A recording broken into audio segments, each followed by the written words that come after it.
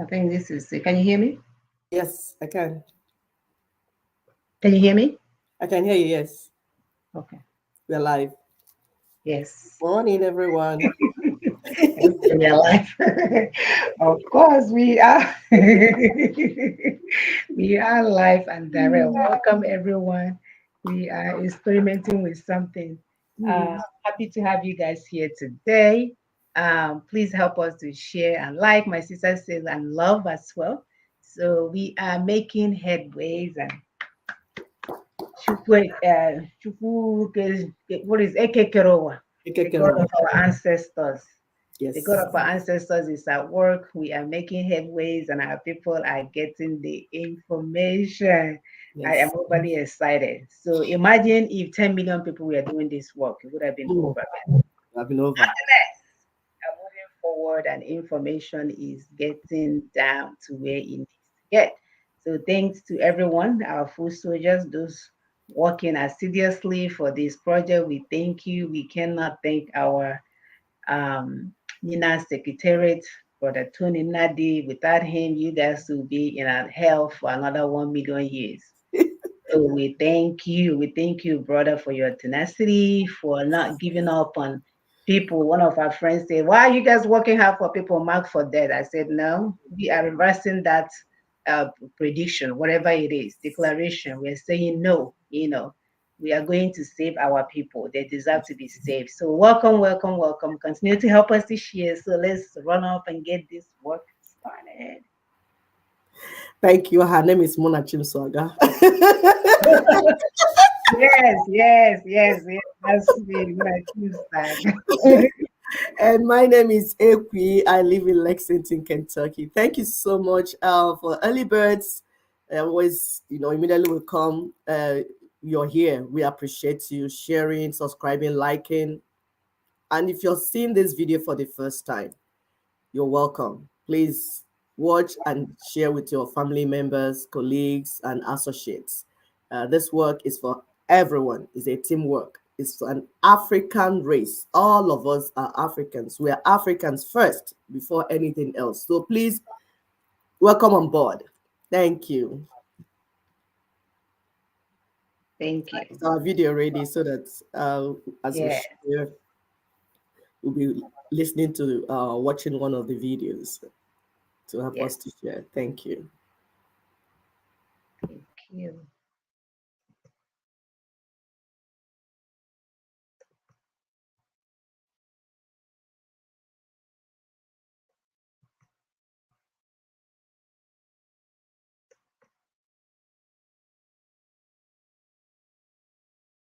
Can you see this screen? Yeah, no, not yet. Yeah. Okay. Yeah.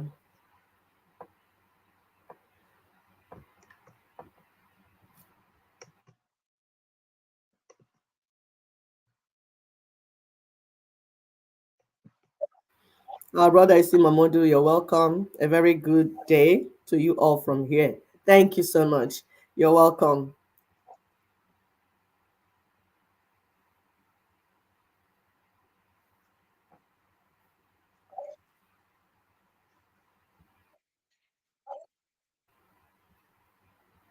Is it going to play today? Are you here? No, the video is not out yet. I just see your beautiful face. The Oh, so you're not hearing the volume? video is not even up. It's not in the show. Oh, it is on my side. Okay, let's see. Stop sharing. So were you hearing him speak though, or no? No, nothing. There's nothing, no video, no audio, nothing. It's like we've not even started. Okay. So, Please continue to share, like, and subscribe. I try to pull up the first video so that you can be part of what we're doing. Yes, like my sister said, work is going on. Okay, it's beginning to come up. Yahoo!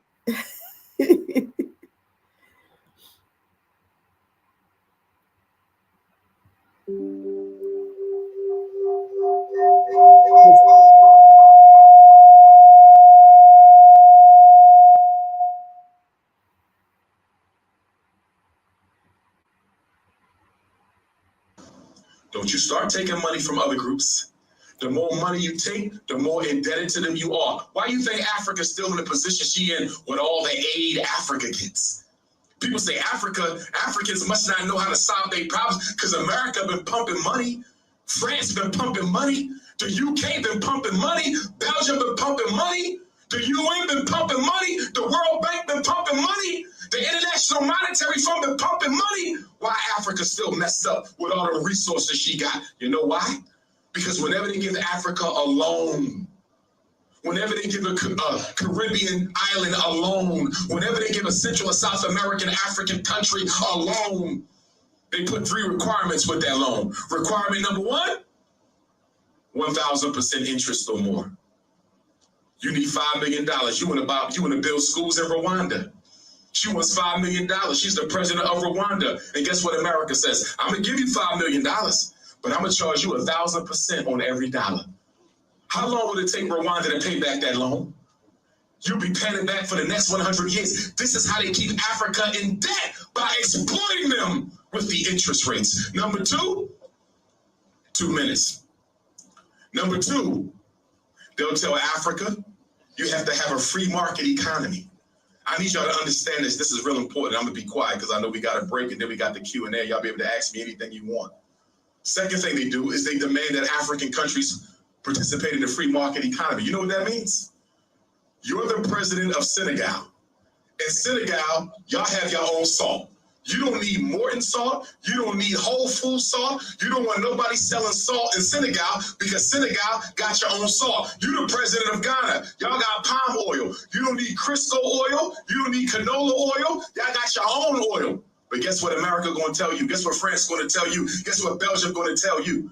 They're going to say, we know you got your own salt, but because I gave you $5 million to build some schools, you have to let all the American salt companies come into your country and compete with your homegrown salt company. So let me ask you all a question. If she has her own salt, but she can't protect her salt market, America says as a consequence of the loan, you got to let all America's salt companies come into your country. What do you think happens to your salt industry within 5 years? Sabotaged and shut down. You got your own palm oil. What happens to your homegrown palm oil industry after 5 years where you got to compete with all the American, British, French, or Italian oil companies? You be sabotaged and shut down. This is why African countries, Caribbean countries, Central and South American countries are importing food that they grow themselves. Why are you importing tea if you grow tea? Why are you importing chicken if you can raise your own chicken? Why are you importing things that you can make yourself? Because the European countries of the world sabotage Africa's growth. I'm not against religion, but your religion must be an instrument of liberation or it is a waste of time. I was raised Muslim and Christian, so I know all about the church. I know all about the masjid. And if I'm going to be plainly honest with you, there's no religion on the face of the earth that serves African liberation. And you cannot be a Pan-Africanist if you still got that white Jesus hanging up in your house, in your dorm room, in your car, or in your Bible. Because before we can liberate ourselves politically, before we can liberate ourselves economically, before we can liberate ourselves socially, before we can liberate ourselves culturally, we have to liberate ourselves psychologically. I want you to hear me well, Puerto Rican Africans. I want you to hear me well, American Africans. I want you to hear me well, all my Latino Africans, my continental Africans, my American Africans. There is no liberation for our race that does not begin with psychological liberation until you change the way that you think about yourself, your people, and your future. Until you change the way that you think about who we are, and what we must become, you change nothing else about us. Reparations is a hot topic right now, ain't it? Everybody's talking about reparations, this like it's some new thing. Reparations grew out of the Pan-Africanist movement. It was Pan-Africanism that gave birth to reparations, not YouTube or the YouTube opportunists. It was Pan-Africanists who gave birth to reparations. But guess what? The U.S. government could give us $1 trillion. The French government could give us $1 trillion. The Italian government, the German government, the Belgian government, they can give us $1 trillion. But guess what? Without psychological liberation, I don't care how much money you get from the outside, until you change the dynamic in the inside, nothing else will change. That's why the most honorable Marcus Messiah Garvey, who gave us the red, black, and green flag and the largest black movement in modern history, Mr. Garvey said, don't take the kinks out of your hair, black sister, take the kinks out of your mind. I'm gonna get to the weaves and perms later. Because we cannot expect little black girls to grow up with pride. We cannot expect little black girls to grow up with self-respect while adult black women imitate Caucasians. Now, some of you have naturally curly hair. No problem with that. Some of you have naturally straight hair. No problem with that. We got African brothers and sisters in New Guinea, Papua New Guinea, in the South Pacific. They're naturally blind, and they have naturally blue eyes. Some of our Puerto Rican African brothers and sisters got green and blue, and our Cuban brothers and sisters and Dominican brothers and sisters got green and blue. I got nieces and nephews who got green and blue eyes. How to get the most of Grammarly free. Oh my goodness. Hmm.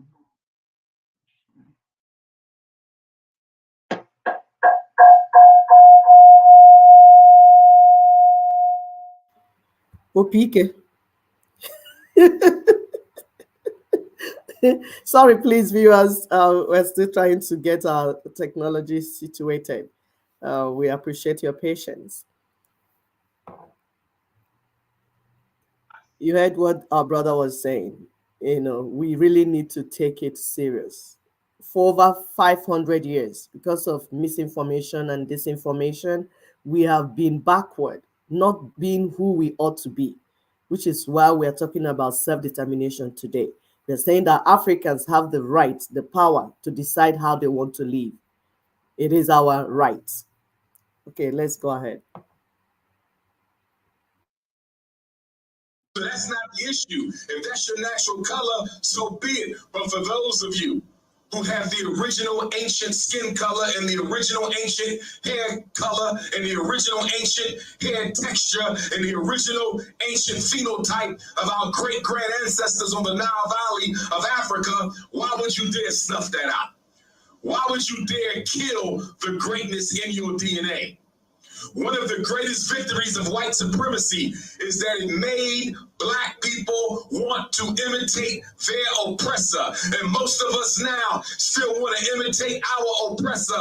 And every last one of you in here right now, I don't care if you speak English, Spanish, Portuguese.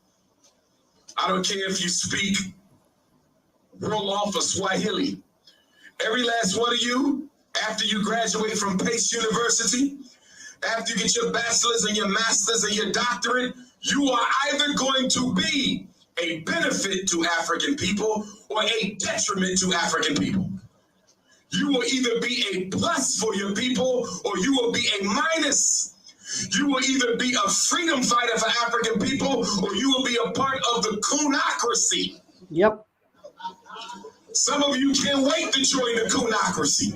Some of you go to sleep dreaming of being a coon. You can't wait for the white power structure to draft you and offer you a job to sell out your people. You got coons all over the world. You got Ghanaian coons, you got New York City coons, you got Puerto Rican coons. You got all kind of African people selling out their people around the world. Number one, all African people are one family. All African people are one family. Whether you are in Puerto Rico speaking Spanish, whether you are in Senegal speaking Wolof, whether you in South Africa speaking Zulu, whether you are in Kenya speaking Maasai, whether you are in Brazil, the largest African community outside of the continent is Brazil. They speak Portuguese. It doesn't matter where you are, whether you got the straight hair or the curly hair or the nappy hair.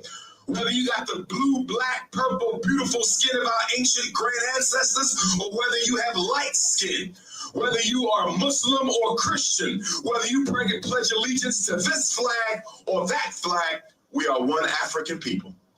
We are one African family. We are one African race. Now here's the kicker for Pan-Africanists. We identify as being African before anything else. Nothing supersedes your Africanity.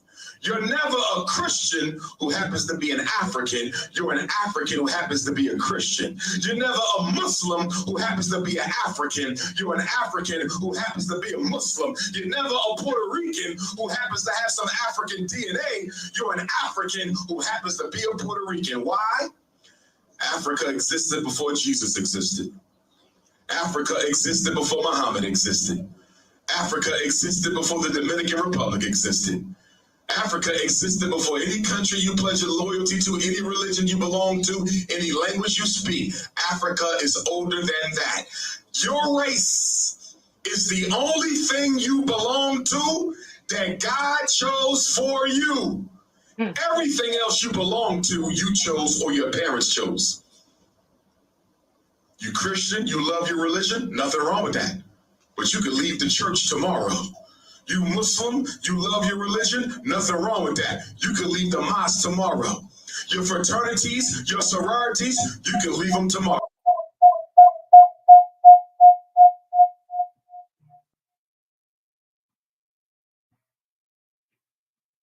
All right. So sorry, I'm having some issues here. Can you hear me? Yes. Yes. Awesome. All right. So we'll play the next video. I will actually post this video in its entirety on our Facebook page. So you can go listen to our brother, even though there's some areas that he may need some, he has some deficiency that may be covered.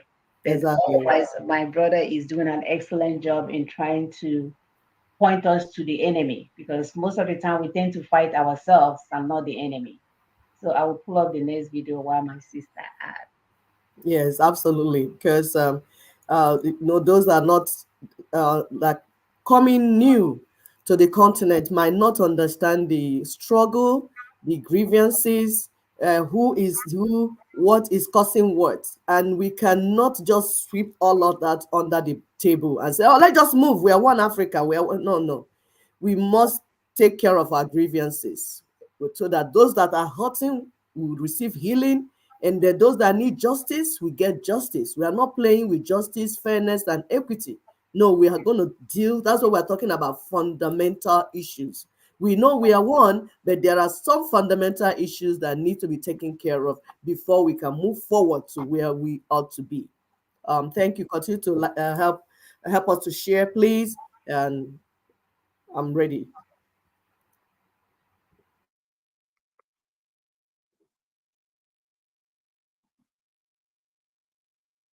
And arguments rage on about the constitution and the amendment and restructuring.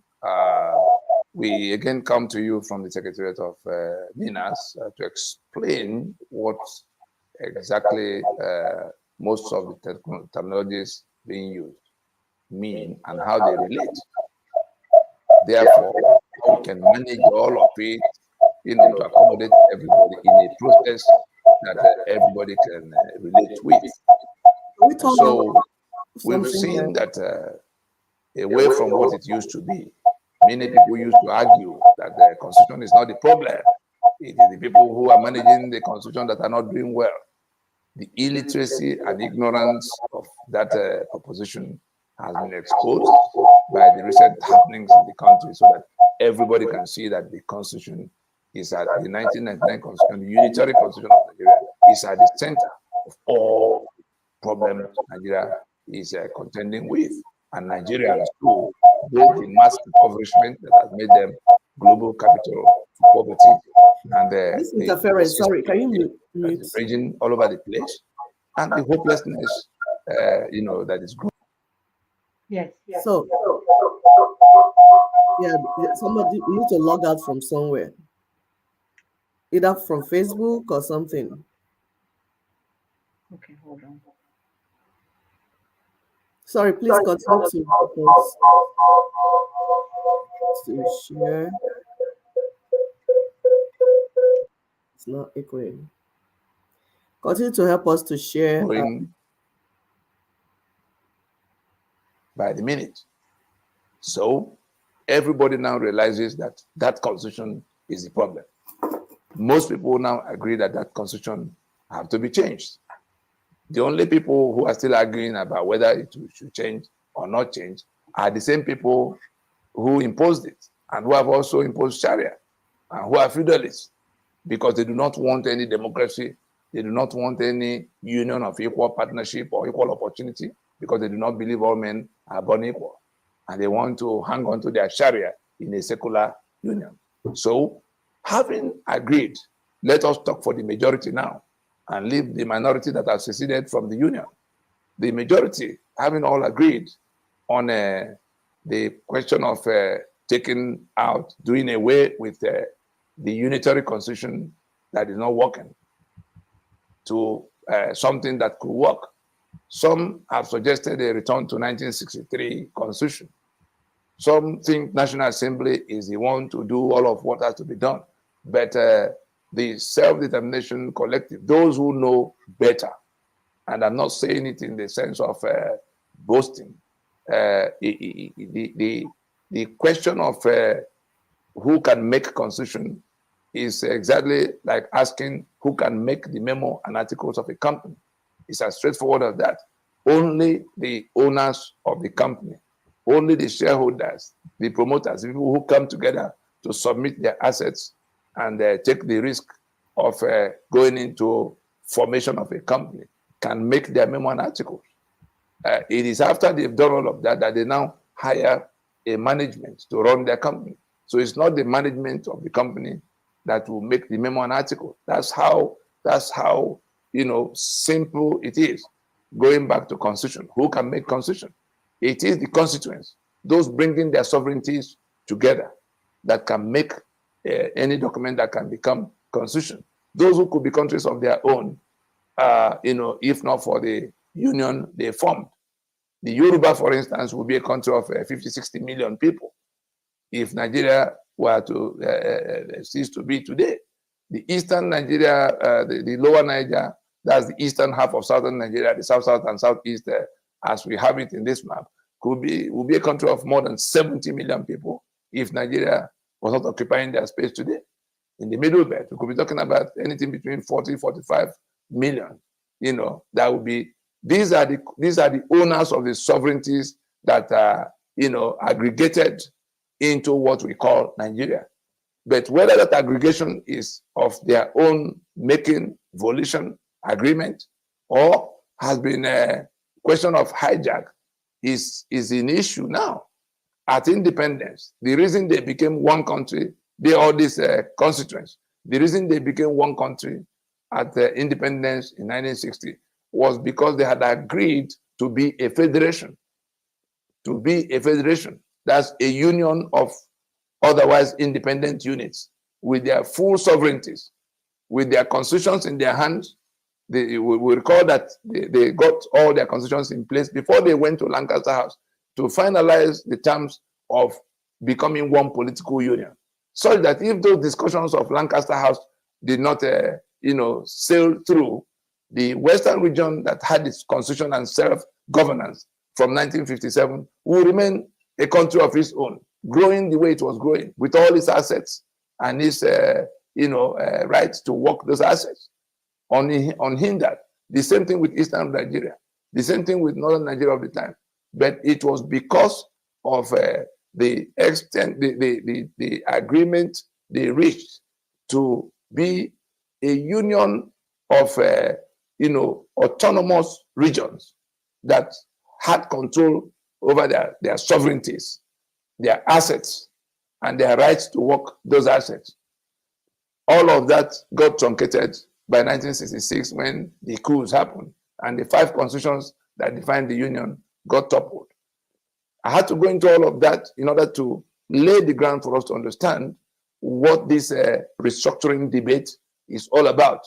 And I'm speaking to it now from the perspective of the self-determination collective. All of those who say the imposition represented by this current constitution, is no longer acceptable to them because it has become a union of death, a union of backwardness, a union of attrition for them.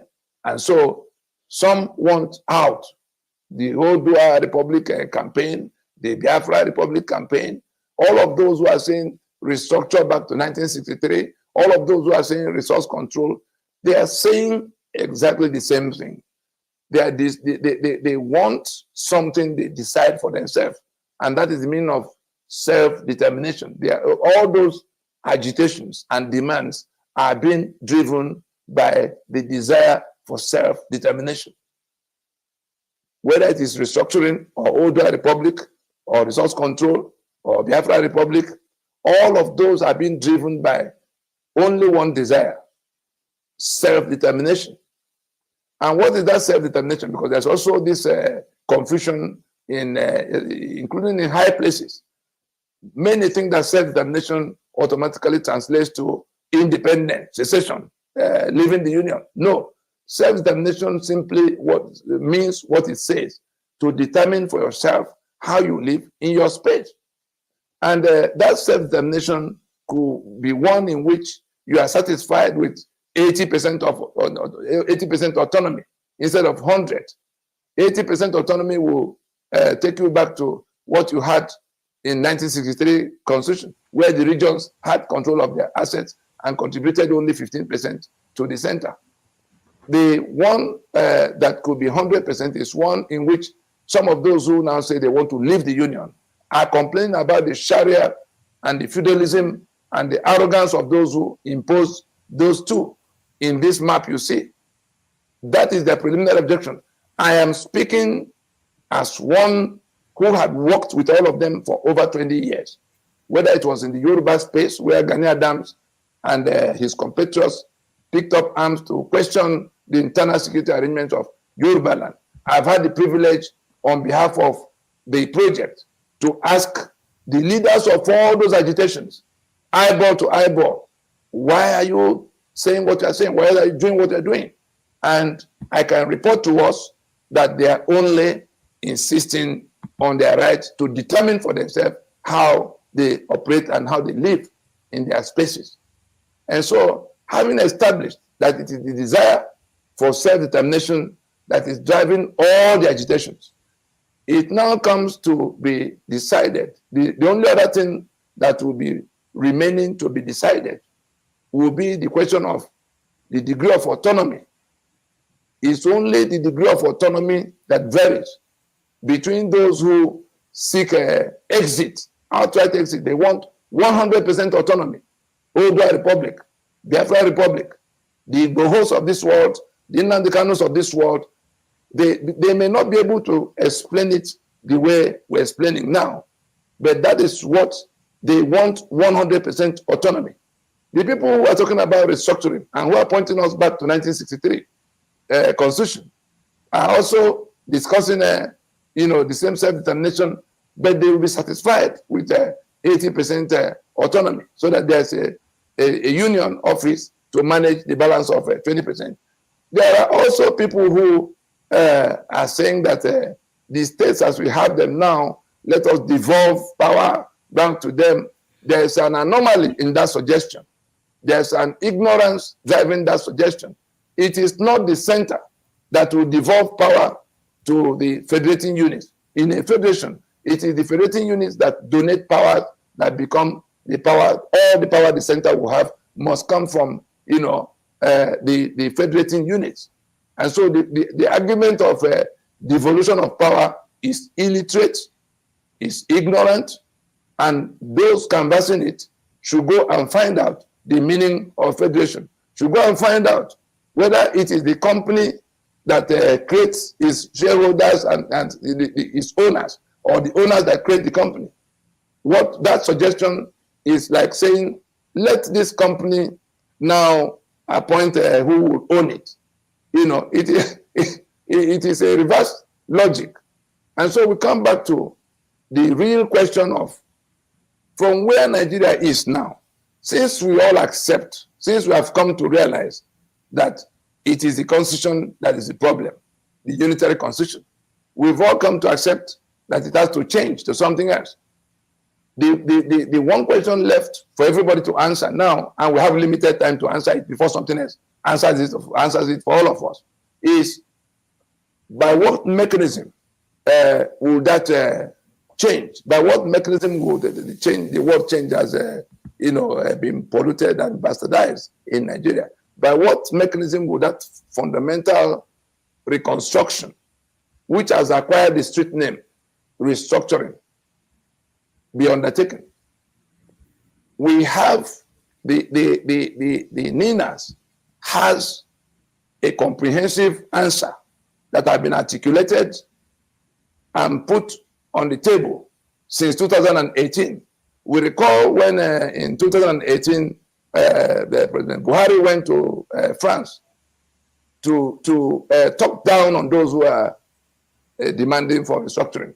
He said that those who were asking for restructuring don't know what they're looking for, don't know how it can be done. They're just there causing confusion and making noise. Again, forgetting that he himself was part of the process, the PRONACO process, by which we undertook the interrogation of what the problem was and what needed to be done. So on behalf of the alliance, we had raised an open memo titled Open Memorandum to President Muhammad Buhari on the restructuring debate. Anybody who Googles that will see what we wrote to him, spelling out what restructuring means in exact terms, spelling out the step-by-step procedure for undertaking it, and pointing out in that articulation the fact that that reconstruction that we now call restructuring can yield any of the many outcomes possible. It can yield a federation that will be a proper federation. It can. Awesome. So I'm going to stop this video here. Once again, I will post it in its entirety on our website page. If you go to ninas.org, you have plenty, wealth of information to improve your knowledge on the issues at hand.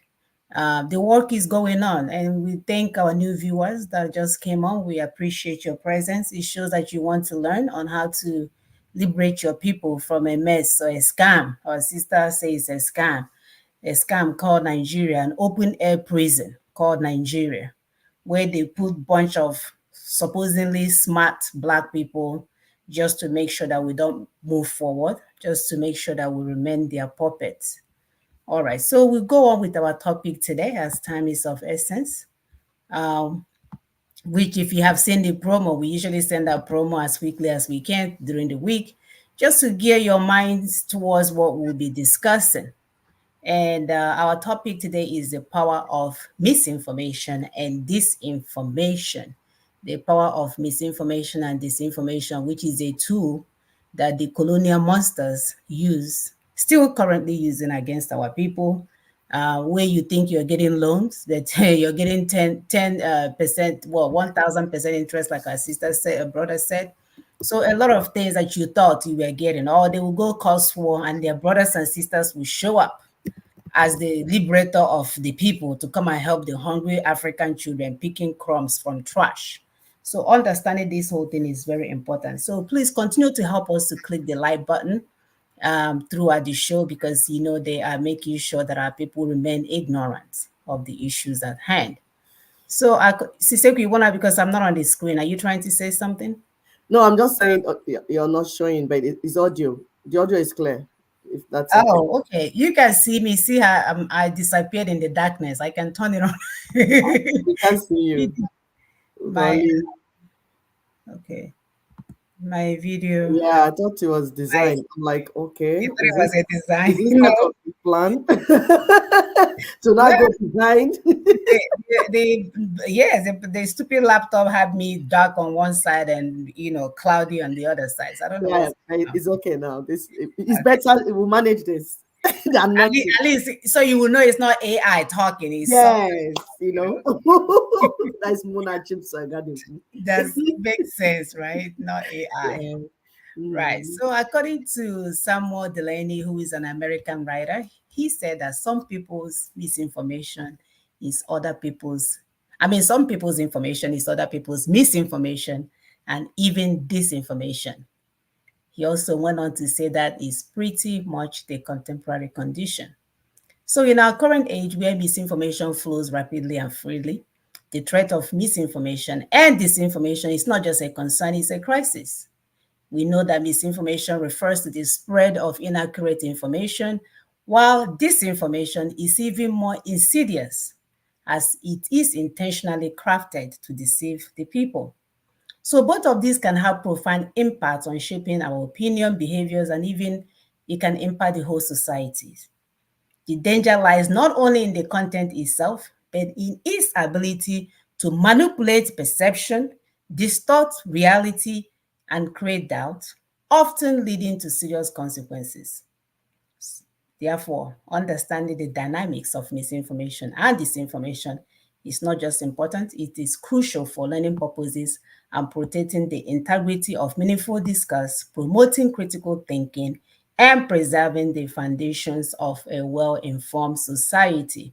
So when we look around in our society, it has become increasingly difficult to discern the truth as people are, in the impacted with so many vast information, which most of them are misinformation and disinformation, leaving us overwhelmed.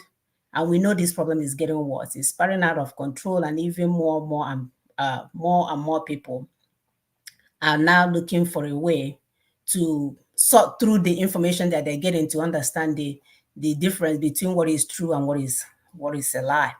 So today, during our conversation, we are going to surround it around this sad reality, the causes and the reasons why it has become so hard for us, especially Africans, to agree on what is true and quickly build consensus on the collective and mutually beneficial solution that we need as the indigenous ethnic nationalities. So being able to sift through the loads of information that is thrown to us, some are even passed on by so-called religious leaders, right? Because we see them, we trust them, we think they are working for God, they came from God, they are, one with God, only for them to be just an agent. They're just an agent working for the colonialist. It's all about the money that they will get. That's why when you meet them as your brothers and sisters in high places, they will run. Everybody else will bring their brothers and sisters close. When you go to higher institution and you see another person that looks like you with the same name, they will be running, acting like they don't know you. Because at the end of the day, their main goal is to serve the colonial masters. They are not even there to serve the people. So I will pull up the PowerPoint so that we can dive more into this problem today. Because the more we know how to identify this misinformation and disinformation, the more we are armed with things that we can throw at the colonialists because they are still in charge. They are still in charge. That's why when Gaga, they're supposed to be smarter. We are told they're supposed to be smarter. We are told that they are superior. They went to the whole Ivy League school. Yet the world is upside down, and you guys are in charge of upside down world. So what does that make you? The so-called superior people. Can you remove the comments so that we can see the PowerPoint, please? Sure. Please continue to help us share, like, and subscribe. This information is so important because it's important for us to know, to have accurate information so that anything you're doing, you will get the expected outcome. So it will not happen to you like my sister. What do you call themselves? What they group of companies? Ewuchimo group of companies. Yes. Group of companies. Ewuchimo, the Igbos. For those that don't understand Igbo, Ewuchimo is like, oh my God, oh my God, oh my God. Leave your Victims. God alone. Have They're you need to be informed so that you know what to do and do it very well so that you get the outcome you want. Leave God in this. God, allow God to rest. He don't do. Leave God out of your mess. Because I remember. So the power of misinformation and disinformation. So today in our objectives, we are going to look, I hope this is moving forward. We are going to look at what it is, which I've mentioned briefly before, the goal of that misinformation and disinformation, and the arrival of merchants of lies and deceptions. They are still in business, by the way, and their business is growing. It's actually an enterprise. It's an empire. How to deal with misinformation and disinformation, and how truth can restore trust. And finally, we will discuss our take home point. Once again, we must remind you that you live in the estates of Osman Danfodio. And if you don't take charge of your space, like they've always told us, they say, as long as we're in one Nigeria, the oil in Bayelsa belongs to them, and the gold in Jigawa is also theirs. So what does that leave you? Or where does that leave you as an indigenous person? No, they will do what they need to do. They will bring their brothers and sisters and give them BVN cards and everything. You can't even afford to get the thing yourself. You don't even have one. You do through indigenous person. So if you don't take charge of your space, they will continue to do as they wish moving forward. So what is misinformation? Like I mentioned earlier, misinformation is false or inaccurate information. It means they get their facts wrong. You think it is true, but it's not. One of the lies that we've been told over and over again, and that's why it drives me absolutely insane when I see so-called educated fools calling themselves Nigerians. How are you going to call yourself Nigerian when it's just a name, an enterprise name that is given to a mere geographical location? How is that now your indigenous name of your place? So it's very important that we begin to identify ourselves as who we are. I do want to give recognition to our brother that wore his attire the other day when he was playing chess. We like that. He could have easily wore a Nike shirt and all this stuff. No, he told him, he went there like somebody confident in himself to tell them who he is. We know that Nigeria was created by Britain for their own good, for their own enterprise. And that's why any freckles, you will see the former Prime Minister, Isa Hadaga, the one that said that we are fantastically corrupt. You will see all of them go and meet whoever they need to meet because we are messing with their money. When we want a change, we are messing with their money. So when you look at this information, it's false information which is deliberately intended to mislead the people. Please continue to help us to hit the like button. And this thing carried on for years. You know, BBC during the Biafran War will tell you that famine is what is killing people, children back there, not war. Imagine if these people are still in charge up to today. Now they are running everywhere trying to shed light on all the injustice, whereas their middle name is injustice, or their first name and their last name and their middle name. With this information, they intentionally misstate the facts, meaning you know it is not true, but you're selling it and saying it anyways. We saw example of that when we were told about why Jesus. Even up to today, our people that are supposed to be educated, when you tell them that we need to revisit this information and tell our people what's going on, they will say, oh, no, we don't care. Jesus is white. Well, if you didn't care, why were you told he was white in the first place? If that doesn't matter. We see our brothers, as educated as they are, they have white Jesus all over their walls and doing broadcasts. They will have it in their car. They will have it in front of their doors, calling on something that doesn't look anything like you to rescue you. Talk about begging your oppressors for freedom. So we say no to lies, which the lies is misinformation and disinformation. Understanding these two is very important. What is their goal? Their goal is to hide and conceal the truth, to deliberately mislead and manipulate the people, which they have successfully done and still doing up to today. They use everything. They will have you think that you are, their friend. Here you are. If I remember the case of Puerto Ricans. Puerto Ricans think they are white. They only get shocked when they come to America and they find that they are not. They find out that they are not. They get a aha moment. Like, so what? It's like it blows their mind. When they put them in their position, they say, come and sit here. Like, I thought I was white. That is this professor from Dominican Republic. He did a video or whatever. This is a PhD guy. Can you was imagine? shocked that he wasn't white when he came to America. The power of The power, misinformation and disinformation, the where you power. don't know who you are, your identity is taken away from you, and you think you're what you are not. Yes, Rukeme. And he said he was so offended. What? Yes, Mm-mm. because he's been lied to. Yeah. Because when the colonialists went there and impregnated their forefathers, and Mhm. he came out lighter skin, he thought They that, are oh, I will serve my father only for you to know your father used you for you. they You are don't mean anything to your foreigners. father. You're just a business. Mm-hmm. It's just a business move. He's just trying to increase his slave plantation. That's all you are. They raped our women to Very bring right. it up. You're not his offsprings. That's why even when you're giving birth to, he will sell you to another plantation. It's so Get it right. unbelievable. I've Get it never right. seen. Okay. It's So very heartless. very heartless. You're just a business enterprise, my dear. You're not white.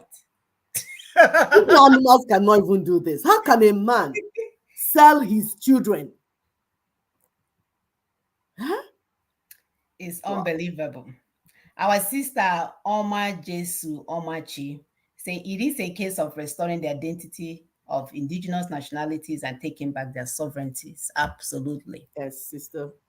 So, with the goal of misinformation and disinformation, these people continue to sow confusion so that when a slave master go and sleep with their slave maid and make you and you come out, you think you will be their son. No, Mm-mm. you're just a business, my dear. Okay, Mm. you just want to grow more cotton It's to take care of his white children. you are produce. You are produce. You are commodity to be sold. Yeah, you're just commodity to be sold. Just like chicken lay eggs, the diokpa will just fertilize the egg, the chicken eggs, and eggs will lay, and then more chicken will be produced. That's that's what he just did. Mm. Wow, Right. Azibakwa. As a bapa. So with these two, they continue to deceive the listeners, the public, and those not paying close attention to the facts or the truth. They brainwash the target audience and they get them to believe lies. They undermine the well-being, peace, and security and stability of the target community and society.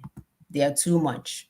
So we know that if you listen long enough to lies, you will believe lies. If you listen long enough to stupid people, you will become stupid yourself. That's why they say, show me your net work and I will show you your net what.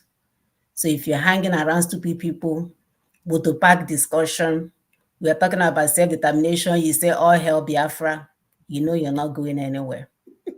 So it's important for you to understand the necessary steps that are needing to get to where you're going. And Toto Gaga, my people from Isuch will say, Toto Gaga, see if you're going to be what you're not. It's not a strategy. You're Mhm. wasting time. Hmm? So stop following stupid people. Please stop following them and ask the right question. Good thing is that with the technology now, you can do your own research. Yes, Somebody can, Google, yes, somebody cannot Google. tell you a lie. Look at the source. Look at where you're listening to. You can increase your knowledge if you want to. Ninas.org has wealth of information for you to understand this so that any politician will not come and tell you vote for me so you can eat rice. Look at what they have done. They told you guys to go and vote when we told you not to go. Please continue to help us to hit the like button.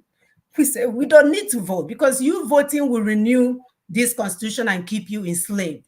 The man with one watch, I still have my two watches, appeared and told you guys I have one watch and I have a mandate and I can drive a car with no engine. Check that out. And it's not even just about voting, it's about the whole electoral process for the Flawed. presidency is flawed. So don't be part of it and do not allow them to move on with it. We say close shop in your own neighborhood. That was the instruction. In your neighborhood, let them not come and campaign, let them not go and do anything. Close the whole thing down. Not even just you not voting, because if it's about voting, they can go and bring their children in almajiris to vote. So we're saying the whole machinery goes down. And we were able to do because we have come together in one accord to pull down the whole machinery. But you listen to your church, your mega church pastors, those that are practicing magical religious practices, shamanism. because that is not God that preaching. You listen to them. They are not hearing from God. God has already left them since. What they're doing is business, and you are the commodity they're selling. We told That's you, it. stop. You That's say, it. no, I must follow them. Okay, That's you see it. where you have landed. Now you're crying. That's good, my dear. I know. Next election, I'll come out with my one watch. I'll come out with my mandate, and I'll put you guys in a bicycle with no wheels because Terrible. I don't have a car, and we'll get there. Mad Lie, people. lie, lie. Misinformation and disinformation. They will get you out. All right. Have you shared this show today? Have you shared while you are here watching? Get this information to our people. Please do not watch alone. Help others. We need you to like, subscribe. Most importantly, even if you don't, begin to share this information amongst our people. We need to wake up so that we can continue this journey. I will allow my sister to take on. Thank you so much. Thank you. And we ask, the next segment is the arrival of merchants of lies and deception. The arrival of merchants of lies and deception. Who are they? Please, if you know, if you can guess, write in the comment section who you think these merchants of lies and deception are. Those that brought this whole misinformation, disinformation, and confused our people everywhere. Brakata, brakata. Everybody fighting everybody. Chaos everywhere. Who do you think they are? Because there was a time they arrived. We on our own, no, and they carried their trouble and arrived. The merchants of lies and disinformation and deception. Yes, these are the people, the land and resources grabbers. Yes, for those that, I don't know if anybody tried to write in the comment section, we'll check. They are the people coming to grab lands and resources. The foreign invaders.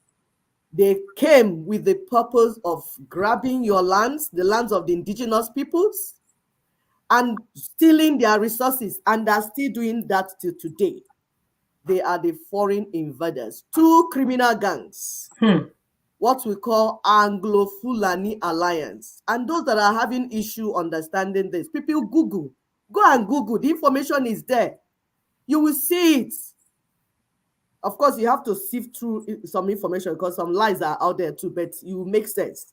In this show, we'll teach you how you can get truth out of lies. Make sure that something makes sense. So, Anglo-Fulani Alliance. These are the merchants of lies and deception. They arrived. The Anglo are the English colonialists. And other colonialists, not just them, but with the ones that are still remaining now, is that why we're bringing out only the Anglo and Fulani. Because so many others came into Africa, but eventually they did, we'll tell you in this show also how it got reduced to only these two groups now remaining. So the the colonialists, the English one, they came with what you call doctrine of discovery from Vatican and Rome. What does it mean? Means if you discover land, grab it. If you discover anyone, grab it. The land where people are living.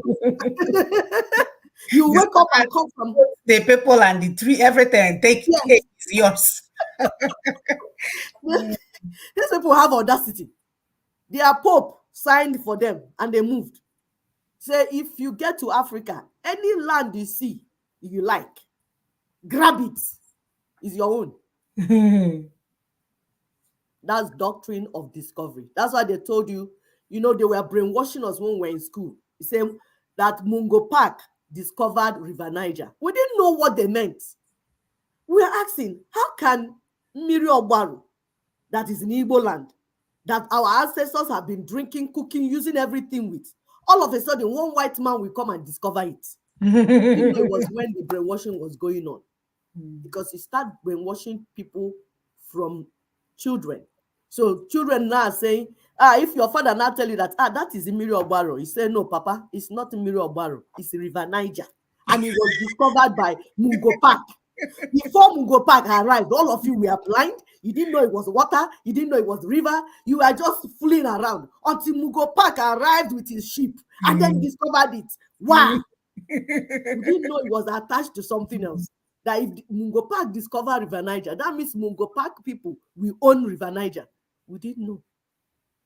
We are talking of merchants of lies and deception, how they arrived on our land and began their job. Another group that arrived was the Black Arabs, the Fulani. Yes, the white Arabs impregnated some black people and they produced black Arabs that they call Fulani. And those ones became their local agent. Like my sister was telling us about in the Puerto Rico, that they now think in their mind, on the skin they're black, but in their mind they are white Arabs. So they feel that they're superior to you, black indigenous person, because their father is white Arab. Yes. Have you seen where our problem started? Are you following us? If you have any comment, please put it in the comment section. We'll be reading through, and then even if we don't answer you now, we'll answer later. So those ones, what they had in mind is conquest agenda, jihad, religious war. We want to teach you a better Islam, and then we're going to destroy all of you. Which God allows you to kill to teach people to worship him? The constipated God. Okay. So you see what we're saying.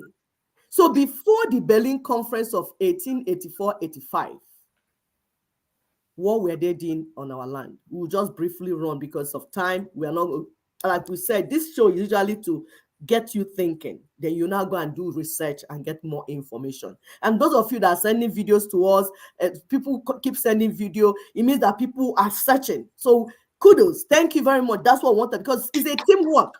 You're doing the right thing. When we teach, when we come and bring out our research and the findings, you will go and get more. Some would send us videos, some things that they found out in this as they were searching. That is what you should be doing, because ignorance is a killer. My people perish for lack of knowledge. Misinformation and disinformation is what kept us down here, that after over 400 years, we are still here, going with our back.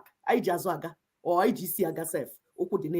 We are walking with head down, leg up, no progress because of disinformation and misinformation. So before Berlin Conference, these people came as merchants seeking to trade with our people, our ancestors.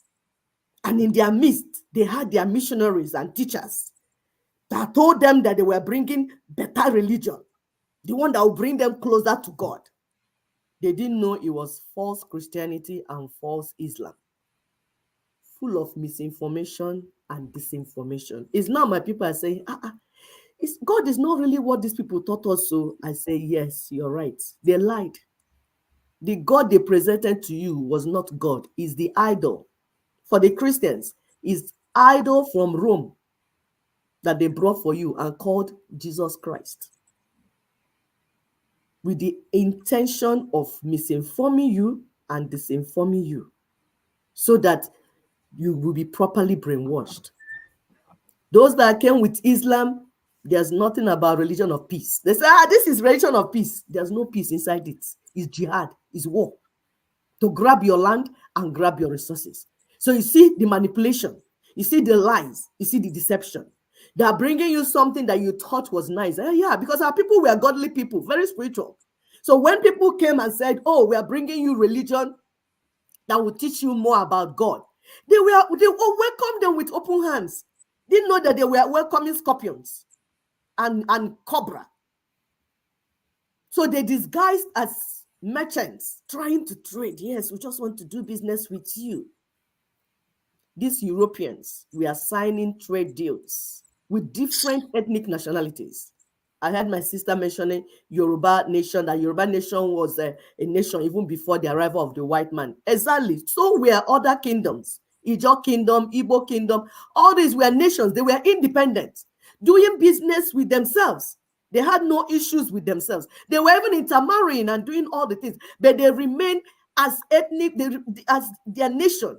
Yoruba was distinct, Igbo was distinct, Ijaw was distinct, and we are interacting. Hausa people were distinct.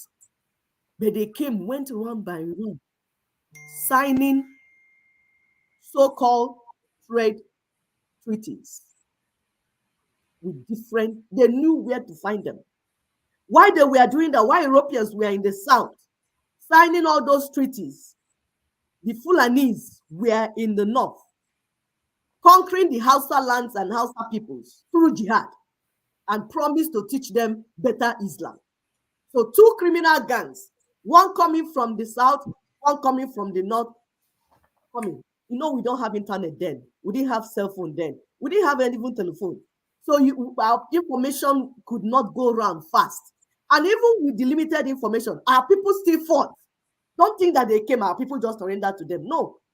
With all their lies and deception, our people still fought. They put up serious resistance. These natives, the ethnic nationalities, remember, they had to depend on translators to communicate with these strangers. For instance, some of us that grew up when we were doing, there's a program they call Icho, where Wadisi will be speaking English and then translating. When he says, the apple of your eye, he say, you know, apple, that apple that you're eating. You don't know they have finished talking about how they will pluck out your eyes. You think it's apple. You say, apple. Apple is fruit. Now it's like googly. So bring the apple, let's eat. You don't know it's your eye that eating. That means blindness. What do you think is going to happen when they have a doctor of DC? What DC, doctor of criminality. Right.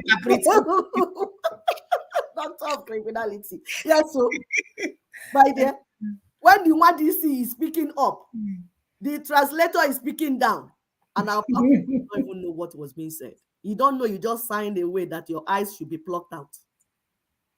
Who does that? Who does that? Except those that have PhD in criminality. They were dealing with everyone in parts and pieces, you know, because they were criminals now. Our people did not know that people like that human beings could do such things. Mm-hmm. But they made sure the whole geographical area was covered. They were asking for exclusive trading rights, promising them protection from other scavengers and aggressors that, oh, once you sign this thing with us, as we are doing business, don't do with other people, and we're going to protect you. That's why the name is Protectorate, because they promise to protect our people. Imagine giving your child to a lion. Say, hey, dear lion, protect my child. I signed for the lion to protect my child. Who does that? The ignorant. Anybody that is misinformed or disinformed, you could end up giving your assets to the rogue, promising you protection and good business. All lies and deception.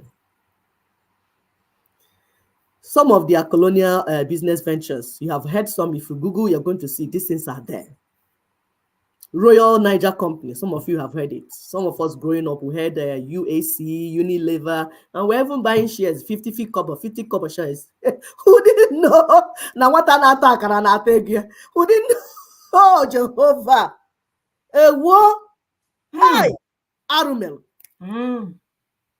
Trading in different commodities.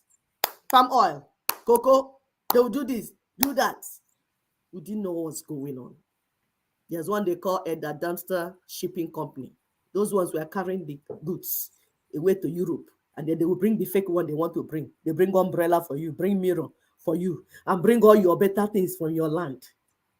Shell, of course, was busy looking into crude oil. We are seeing them with their tripod. We thought they were taking pictures. These people are just snapping grass. We didn't know they were looking into our ground. And what was inside this? My people perish for lack of knowledge indeed. You see disinformation, you see misinformation. Baba, when you see these two people, run away from them. Can you imagine? We didn't know that these criminals were just buying us. So by 1900, the promise of protection for the Southwest kingdoms, fiscal control, All trading charters, rights, and licenses were fully secured by Royal Niger Company. You know, when they say protection, it is an excuse to bring in powerful ammunition. Because they'll tell you, yes. So he said, oh, why are you bringing all these big guns? He says, so we'll protect you. No, even if it doesn't work, they will create a terrorism to come and make you feel like you need protection. Of course, now that's what they do now. Of course, now. So when you see them bringing this in, you think like, okay, they're coming to protect you for real, for real. No, they're coming to conquer you and your chiefs and everything. My dear, can you imagine this? These people, like God Almighty, who created these people? Who created these people? By 1902, the final defeat of Aro Confederacy had taken place. Aro is those that were in charge of Alibo, governing and putting, you know, Aro Chuku, Aro Ndi, whatever, all this Aro, other stuff. We had system. That's what we're saying, that before they came, we had our system. We had banking system. We had finance. We had business. We had everything. We had military. We had security. We had everything. We had our system. It was a full operating place. We even had constitution. Women's rights were protected. Children's rights were protected. All these things were already in place. It was just waiting for us to be, as we go, progress, we'll make them better and better before these people came. Then by 1906, there's a company they call Oil Rivers, the one that is in Niger Delta area. Then those in the east and those in the west, they jammed all of them together and they became Southern Protectorate. We will not be able to break it down for you. You go and get more information. All this happened before the Berlin Conference. So after the Berlin Conference, which we told you that Berlin Conference of 1885 was just where they balkanized Africa. Oh, you take the head, you take the tongue, you take pieces everything. And then British Crown, that's the British government, now wanted to take over the management of all these scattered businesses and ventures. What did they have in mind? To provide a single administrative unit. So if you have one button, when you press one button, everybody flies off. So you manage them from one unit to make it easy for you, instead of going around and looking for, especially in Igbo land, where you have every village has a king. If you want anything done, you have to go to all of them. No. That is too difficult. That's that. Bring all of them together and make them start their protectorate. It's time consuming for Ndori. For those that have a doctorate, PhD in criminality, it's time consuming. So they bring everybody together and join everybody together, so that once they say one, everybody will just respond. So it's for the administrative, to ease of administration. And then they built railway. They did not build railway because some people will say, hey, Oyinbo built us railway. They built railway so that it will be easy to carry your commodities away from there to the ship. They were not building it for you. Mumu, M-U-M-U. Then they set up security forces. And they said to protect you. It's not to protect you. It's so that it's terror. You know that colonialism came with 3 tools: ignorance, fear, and military terror. So those that refuse to sign the treaties, they kill you. They buy you. Like the grandfather of Colonel Ojukwu, he was executed at Nkwan-Nnewi. And even the king of Nnewi in Igbo land was also executed. Any chief that says no, they take you out. It was not easy for our people. For those that keep looking for where to get misinformation and disinformation and come and use it to be confusing the information. Look at our people. See our men today. The real ones, so not the ones that they were like the Puerto Ricans, not the one that the Ndiocha Motaradobe or the colonialists they brought. No, the real ones, the indigenous people of the land. They do not joke with their resources. They do not joke with their family members. They do not joke with their land. They understand what it means. So they did not just come and they said, oh, I take. No. There's what we call a Kumeku warrior in Igbo land. For 35 years, they struggled, they resisted. They did all they could to stop these evil merchants.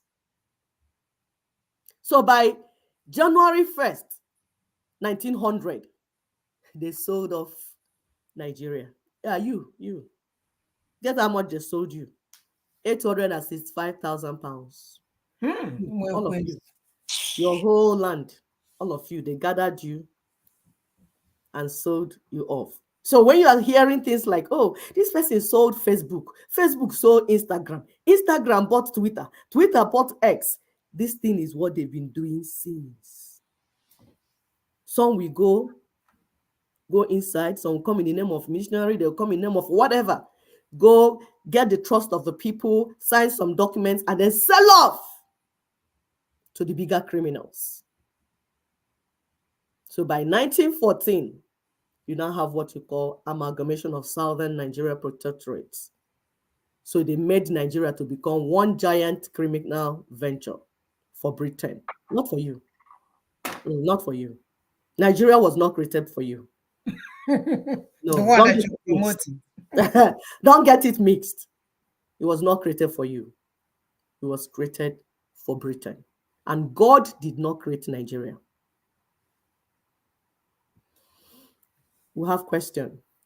So during colonialism, which people lived in the area they call colony? Like when you hear Lagos colony. In this Lagos colony, the situation there, oh, I think that you missed one. Okay. I was going to ask them as question before this one. So you have the colony, Lagos. Sorry, we gave you expo before the question. Lagos colony. Then we have Ruga. That doesn't look like a question. So I was like, okay, the answer is nice side. So we have Ruga. We have protectorate. We want our people to think. Which people do you think lived in colony? Or which people do you think, when you hear Ruga and then you hear protectorate, please, if you know, write in the comment question in the comment section. So we'll give you the answers as because of time. So the colony, like Lagos colony, they made it be like the environment, like all this Ikoyi and all those stuff that you have, like this, the living standard there is equivalent to what you have in UK, in Europe, in London. So that is where the colonists live, the colonial masters, because they have to be kept away from you natives. You know, the standard, these people are superhuman beings, you know, they are superior. These are white supremacists. So they have to be that superior to you. So they have to carve out a place for them to live. It's exactly the same idea with Ruga, where the Fulanis now want to live in settlement, different from the people, where they will have their bank, their hospital, their everything, different from the local villagers, the natives that don't deserve anything good. Of course, the protectorate is where the natives live, the colonized natives live. No wonder our neo-colonial puppets, politicians today, want to live in Aso Villa, in Aso Rock, in Abuja. They stay in Abuja. If you land Abuja, you will think you are in London. You will think you are in US. When I got from Abuja to US, people were asking me, so what's the difference? I said, there's no difference. Basically the same type of life. I didn't know that my people, because I wasn't too close, we are living in a different. I had a friend that came in from East. He came to my house. He was like, what? Is this place Nigeria? I mean, light is 247. That was there. No, now things have gone worse. Oh, water? What? I mean, this is inside Nigeria. And this was a barrister. So people, they stay there so that they don't even know what is happening. That the people that when we are talking to them now, our people need freedom. They are not hearing because they are living in an elevated place, far away from the people. And they will go only during Christmas, 1 week, and give them light and give them rice and engine oil. My dear, you know there's a huge difference between Queen Bee, okay? The queen in the bee, what is it called? Colony. Yeah. And then you got the other people are the colonists. They need to work till they die. They need exactly. to work till they die. You see all the names. You understand? So tomorrow now, when you go to your village and according to church people, they say witch will eat you. But you're creating witches now.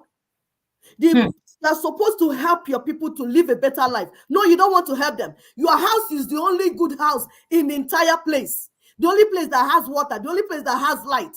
Then tomorrow you said that they ate you up. The money that you're supposed to give to them to help them, you go and give to your pastors as tithe and offering. Because the How pastors you are think telling them they are witches and wizards. Yeah, So, you are creating witches and wizards. They will eat you up. Tell me, is this not appetite? It's appetite. There's no difference. That's when we tell people that the 1999 Constitution created an apartheid situation where you have two standard of citizens: the elevated citizens and the low citizens, the supreme citizens and the anyhow citizens. These ones are living above the law. These ones are living under the law. These ones are living good life. These ones are just dying and begging them water, light, and the beggars. Help us to share, please. Have you shared this show? Please do not watch alone. Help others. Subscribe. Hit the like button so that people can get the information. How to deal with misinformation and disinformation. First thing, stop. Just stop. When you hear any information, don't just start running with it. Stop. Do not assume or imagine that you know what you don't know. Research, investigate the information, and seek evidence. There's what we call in science evidence-based practice. Think critically about any issue. Ask yourself, does it make sense? Look for the logic in it. Africa, for example, is very rich, sitting on land full of resources. How come Africans are poor? How come African countries keep going to beg money from even poor Western countries? Does it make sense? You know that something is cooking. Listen to what others who have critically researched the matter, what they're saying. Listen, pay attention. Okay, you listen. It will not buy you if you listen. Pay attention and listen. Then begin to team up and form alliance with those who are honestly and sincerely seeking how to get this the problem solved. It might be interest groups, it might be stakeholders. There's a verse in the Bible that's Proverbs 15:2. It says, listening to wise people increases your knowledge, but only nonsense comes from the mouths of fools. So the Bible that you read, which will tell you that if you're a Christian, make sure you read the Bible by yourself. Nobody should be deceiving you with scriptures. You say if you listen to wise people, your knowledge will increase. You'll be a better person. Should I go on, or are you taking this section? go ahead. It's fine. Truth restores trust. How? Always seek accurate information and truth, not lies, not misinformation, not disinformation. Seek for accurate information. When you hear something, when you see a problem, look for information. Go dig. Dig inside to get the information. Explore how disinformation impacts our daily lives. Go see that it's not a small problem. See how disinformation breeds mistrust among multi-ethnic, multi-religious, multicultural, and multilingual groups and peoples. It is not a small matter. It has cost us a lot. It has cost us in life. It has cost us resources. It has cost us freedom. It has cost us so many things. The impact is enormous. So disinformation and misinformation is not a joke. It's something we want us to go and by yourself, go and search and see the effects, the negative effects on our people. Examine the impacts of misinformation and disinformation, especially on vulnerable groups and segments of the community, like people they call ethnic minorities, or religious religious minorities, or men, women, or handicapped, the vulnerable in the society, children. Encourage people to seek root causes. When you just hear something, don't just follow the shallow, go with shallow sentiment. Ask yourself, what could be causing this? If this is like this, what can be causing this? Then you go and dig so that you find out what is causing it. It will make more sense to you. Seek communal interest and benefits rather than individual benefits or individual interest. It's favoring me. If it's favoring me, that's okay. I don't care about other people. Like when we're warning our people about P2B, we said that P2B is loading vehicle without engine. Some of our people, even family members, that big is busy snapping pictures so that we see that they are now hobnobbing with Ndike. Stop that. That's a reduce. That's not a good way of living. Good life is when you seek communal interest, seek communal benefit, benefit of everyone, not just if it's favoring you. That means it's okay. It's not okay. That's not a high quality lifestyle. Be part of the conversation on how to reduce harm caused by misinformation and disinformation. That is without infringing on the rights, on free speech or rights or civil rights or human rights. That you're trying to make sure that you deal with misinformation doesn't mean that you should take away people's right to speak. And when somebody says that this tomato is too sugary, you carry the person and go and lock the person up. That's not what we're talking about. Embrace collective, all-inclusive, and mutually beneficial solutions, like what NINAS has. NINAS, the meaning Nigerian Indigenous Nationalities Alliance for Self-Determination. Nobody will be left out. Your land will be your land, and the resources in your land will belong to you first. And take care of your people first before other people. That is the formula. That is what it's supposed to be. So we're going to have a joint jailbreak. Not you just doing your own little thing in one corner. If you're doing your own thing in one corner, the enemy is big, it will get you out. But if we put hands together, you see, we will get this job done together. Have you learned anything so far? If you have learned something, please write in the comment section and then share with your neighbors, share with people so that information will go out. Because the more accurate information goes out, the more disinformation and misinformation will go down. And then we do the right thing. Thank you very much. Thank you, my sister. As usual, please continue to help us to watch and share. Like my sister said, these things are important. We want to use this opportunity once again to thank those that are doing the work, those that are going from door to door, church to church, meeting our people and bringing this information to their level. So, what is our take-home point for today? We can you see my screen? Yes, please. Yes. All right. So we are talking about collective self-determination We can, process. we can't see you, but we can see your screen. Yeah, my dear, I'm already disappeared in darkness. So Oh, it's not even on, so it's not your it's, video is not it's showing. okay. Mhm. So yeah, so collective self-determination effort, that's why we're asking that you become a stakeholder in this process. This is not one of those ones that you sit down, now gone, or you'll be working 12 hours and getting your check, and then somebody will be doing it for you so that you can come from Canada with your medical degree and then reappear to fix the land. Be part of the process. Be part of the process. That is fundamental reconstruction via a two-stage process, which we have mentioned over and over again, that includes multi-regional referendums. Our brother had a video not too long ago that took us through this process step by step as to, because some people are asking questions and we welcome that. So we'll put that information there for you to guys to see exactly the steps that needs to be taken for us to get to our destination. This will allow the ethnic nationalities, both big and small, they will have the opportunity to speak and decide on what they want for their future generation. And also, it's important for us to remember that in 2007 UNDRIP, the United Nations, the rights of indigenous peoples, that is your right. It's your right to speak and be heard. So these things are already in place. It's just that you guys are not paying attention. You're waiting for God to come and do it for you. You're listening to your pastor. You're thinking it's your stepmother that bewitched you and the people that you guys left hungry in the village that is doing it. It is your right to speak and be heard. It's already ingrained in that document.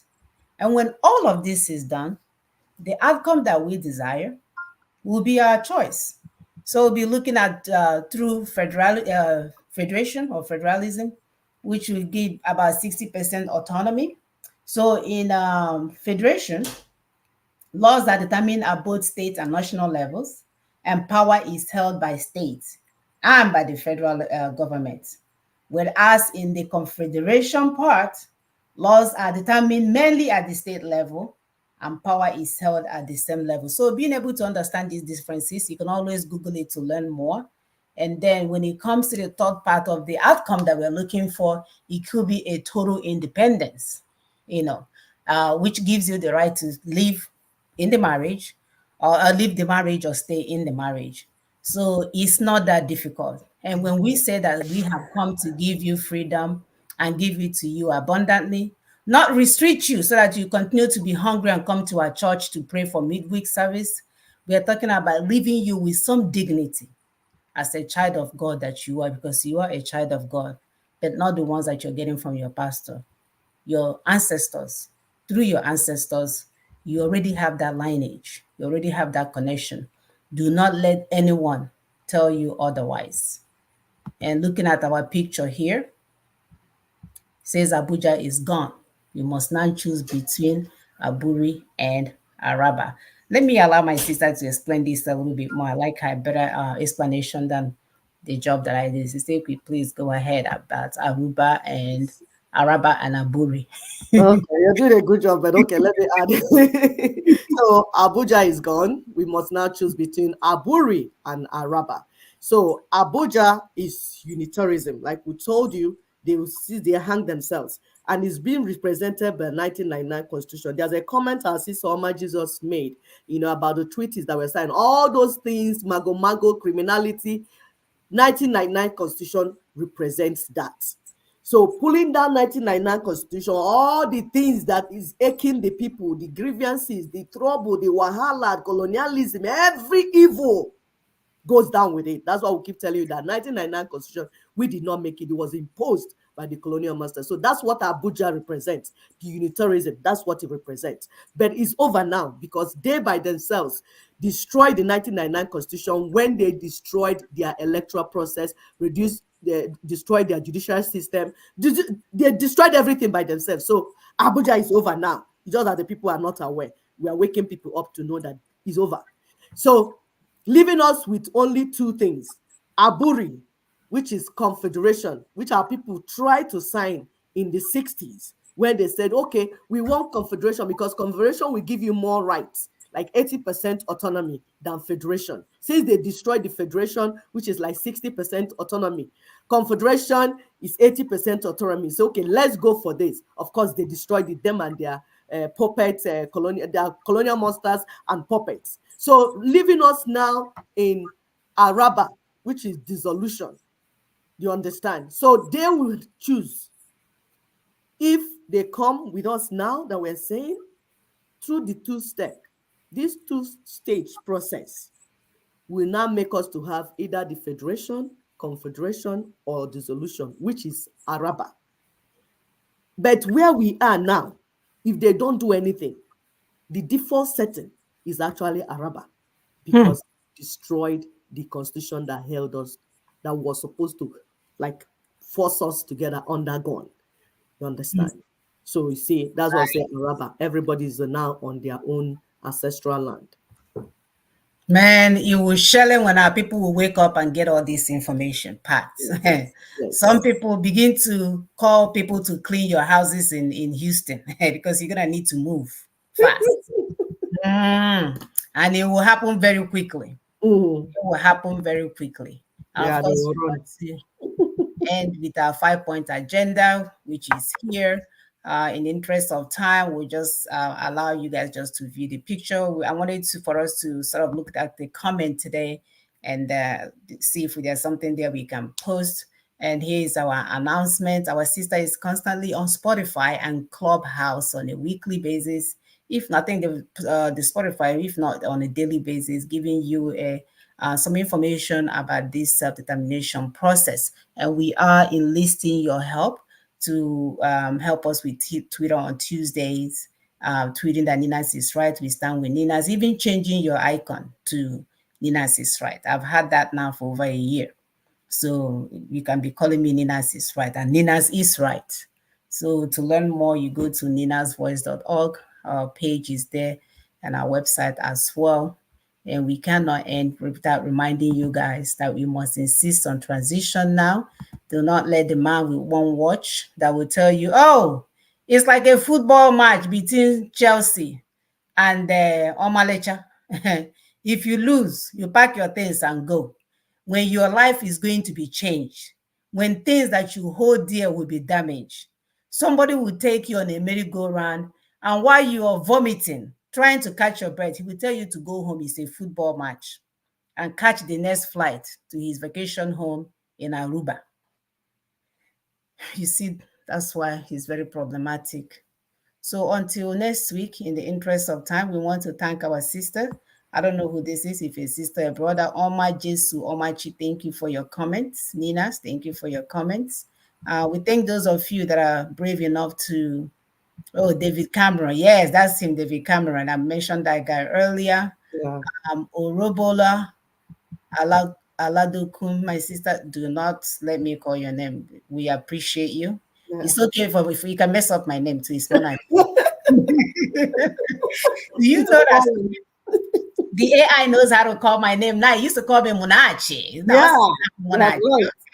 Okay. So even the AI cannot get my name right. So maybe Hmm. I'll use AI to learn some of these names. And we thank our brother Ife Chiwachi. If that's a brother or sister, we thank Yes. you for your comment. And we shall see you next time. It's 1 o'clock. Take Right. care. Please share, and allow other people to see this information. We are winning. Thank you, brothers and sisters that are asking how you can help. We appreciate you. We are going to drive this point home. So do not be discouraged. Things are moving and we can see you through the feedbacks. So thank you so much. Bye bye. Thank you. Bye.